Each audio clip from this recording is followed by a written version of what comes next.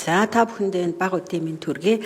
За сая Бямцэг цайдын одоо гаргасан энэ бидэнд танилцуулсан тайлангаар бас улс төрийн түвшинд за шийдвэр гаргах түвшинд энэ гендрийн тэгших байдал хангах бас харьцангуй бас ахис дэвшил гарсан байна гэсэн юм тайлан мэдээллийг сонслоо. За миний хувьд бол ер нь бол сүүлийн үед манай дээр бол асархуй эдийн засаг гэж нэлээд бас яригдж байна. Тэгээ энэ бол маш чухал юм аа. Тэгэхээр өнөөдөр бол яг гэрээр асаргаа сувилгаа хийж байгаа одоо энэ хүмүүсийн дийлэнх нь 52% байдаг л үү те хувь байгаа эмэгтэйчүүд байна. Тэгэхээр энэ эмэгтэйчүүдийн насархуй эдийн засагт оруулж байгаа хувь нэмрийг өнөөдөр Монгол улс хэр зэрэг бодитойгоор үнэлж байгаа юм бэ? Асархан эдийн засаг гэд ингээд яриад байгаа боловч яг бодиттой ахис дэвшил бол гараагүй байна гэж ингэж би бас харж байна. Тэгэхээр асархуй эдийн засгийг одоо үнэлэхгүй байна. Эмэгтэйчүүдийн энэ хөдөлмөрийг одоо цалингүй гэж хэлж болно. За мөн одоо нийгмийн хамгаалтыг бол баталгаажуулж чадаагүй байна гэх мэтчлэн бас энэ дээр бол бас эмэгтэйчүүдийн хөдөлмөрийн асуудал яригдчих байгаа. Тэгэхээр яг энэ дээр хийсэн судалгаа тайлан байгаа юу? Асархуй эдийн засаг энэ гэрээр асаргаа хийж байгаа эмэгтэйчүүдийн хөдөлмөрийг үнэлэх талаар цаашд одоо баримтлах бодлого ямар нэгэн одоо судалгаа шийдвэрийн одоо түвшинд гарсан байгаа болов энэ дээр одоо нийгмийн хамгааллынхан ирсэн байна. Энэ дээр бас нэг хариулт аваад тэгээд тодруулъя. За хариултыг микрофон хэд вэ?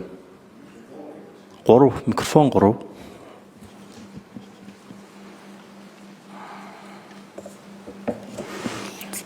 За гишүүний асуултанд хариулъя. Гэр бүл хөдөлмөр нийгмийн хамгааллын яам отгон бэлэг.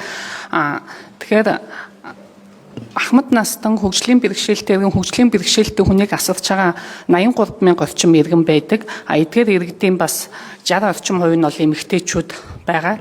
Тэгэхээр ер нь бол асархуй эдийн засаг буюу одоо ингээд Ахмад Настан хөгжлийн бэрхшээлтэй хүн асарч байгаа хүмүүсийн одоо аль болох одоо энэ асаргааны энэ үйлчлэгнээс нь одоо бас багасгах дэмжих зорилгоор бол асаргааны хувилбарт үйлчлэгээ гэсэн энэ үйлчлэгээнүүдийг Ахмад насны тухайн хуульд оруулаад хэрэгжүүлж явж байна.